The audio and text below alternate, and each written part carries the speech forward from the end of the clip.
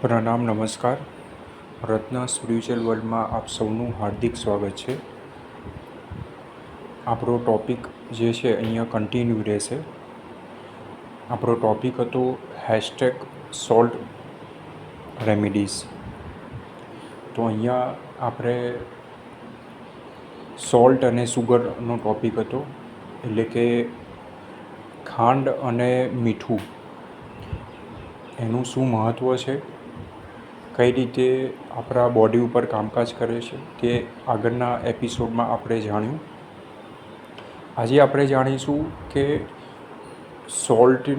સોલ્ટની remedy વિશે આપણે ચર્ચા કરીશું કે મીઠાના જે ઉપાયો છે, તો એ ઉપાયો કરવાથી આપણને શું ફાયદો થાય છે, તેની અસર જે છે એ કઈ રીતે થાય છે, તે આજે આપણે જાણીશું. સૌથી પહેલાં જે છે, તમારે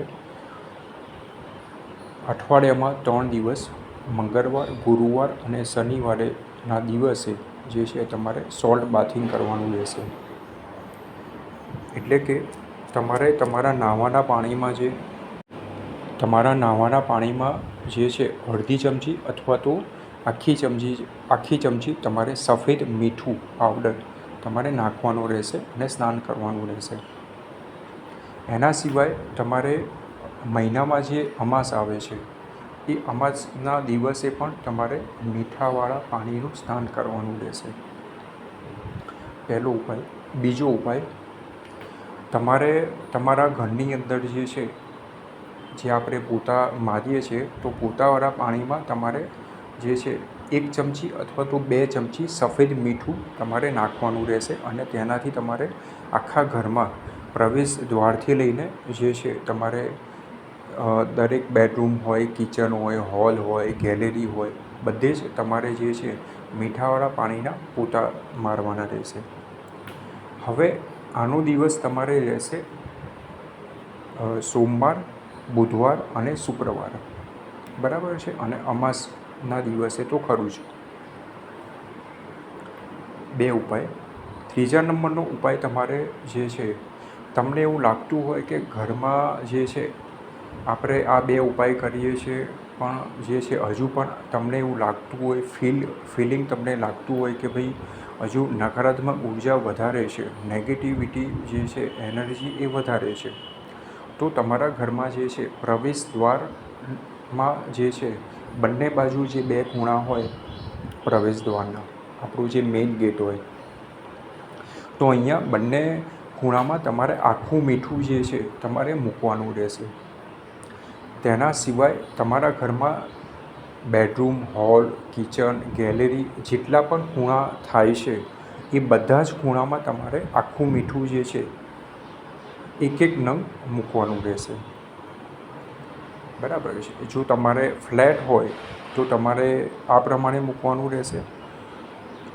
તમારે જો ટેનામેન્ટ છે તો ટેનામેન્ટમાં તમારે નીચેનો ભાગ કવર કરવાનો રહેશે અને ધાબાનો ભાગ કવર કરવાનો રહેશે. જો તમને લાગતું હોય કે ભાઈ પહેલો માળ અથવા તો ઇન યુઝમાં હોય આખું ટેનામેન્ટ, બરાબર છે, જેટલા બેડરૂમ છે, કિચન છે, ગેલેરી છે, પેસેજ છે, હોલ છે, જો બધાનો વપરાશ રૂટીન અને રેગ્યુલર થતો હોય તો દરેક જગ્યાએ જે છે તમારે આખું મીઠું દરેક ખૂણામાં તમારે મૂકવાનું રહેશે, બરાબર છે. તો અહીંયા જે છે આ 3 મુખ્ય જે સોલ્ટના જે ઉપાયો છે, એ તમારે જે છે કન્ટિન્યુઅસ કરવાના રહેશે. ઓછામાં ઓછા જે છે તમારે 90 દિવસથી લઈને 180 દિવસ, એટલે કે 3 મહિનાથી લઈને 6 મહિના સુધી તમારે આ ઉપાય ચાલુ રાખવાના રહેશે. આ ઉપાય જે છે તમે ચાલુ રાખી શકો છો. મને પૂરેપૂરો વિશ્વાસ છે કે આ ઉપાયથી જે છે તમને ઘણો બધો ફાયદો થશે, બરાબર છે. તમારા ઓરા જે છે તે બદલાશે, તમારો કોન્ફિડન્સ પાવર જે છે એમાં વધારો થશે, તમારા વિચારોમાં જે નેગેટિવિટી જે ચાલી રહી હશે તો એ ઓછી થશે. અને એના સિવાય જે છે તમારું ઇનર અને આઉટર બોડીમાં જે છે એ એનર્જીમાં વધારો થશે, નેગેટિવિટીમાં ઘટાડો થશે. બરાબર છે. અહીંયા સોલ્ટ રેમેડી જે છે એ આપણા ગ્રહ પ્રમાણે જોવા જઈએ તો અહીંયા ચંદ્ર, મંગળ અને શુક્રનું કોમ્બિનેશન છે. બરાબર છે. આગળ આપણે જોઈ ગયા કે અહીંયા ખાંડ અને મીઠું જે છે એ કયા ગ્રહને અંતર્ગત આવે છે જ્યોતિષશાસ્ત્ર પ્રમાણે. બરાબર છે. આગળ આપણે મેડિકલ એસ્ટ્રોલોજીની અંદર જે છે આપણે અહીંયા ચર્ચા કરી રહ્યા છે. બરાબર છે. તો અહીંયા આ 3 ઉપાય તમે કરી શકો છો સોલ્ટના. બરાબર છે. અને તમારો પોતાના ઓરા અને તમારા ઘરના ઓરા, તમારા બેડરૂમના ઓરા, તમારા કિચનના ઓરા જે છે તમે આ રીતે જે છે બદલી શકો છો. પોઝિટિવિટી જે છે તમે વધારી શકો છો, નેગેટિવિટી ઘટાડી શકો છો. નકારાત્મક કોઈપણ પ્રકારની ઉર્જા જે હોય, બરાબર છે, નકારાત્મક ઉર્જામાં ઘણી બધી વસ્તુ આવી શકે છે. મેલી વિદ્યાની ઉર્જા આવી શકે છે. કોઈએ કંઈક વસ્તુ ખવડાવી દીધી હોય તે ઉર્જા આવી શકે છે.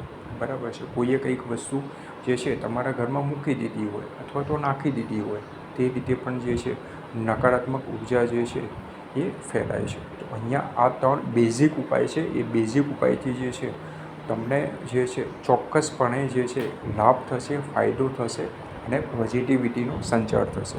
બરાબર છે. તો અહીંયા આજનો આપણો ટૉપિક અહીંયા પરિપૂર્ણ થાય છે. આજનો આપણો વિષય હતો #સોલ્ટ રેમેડી.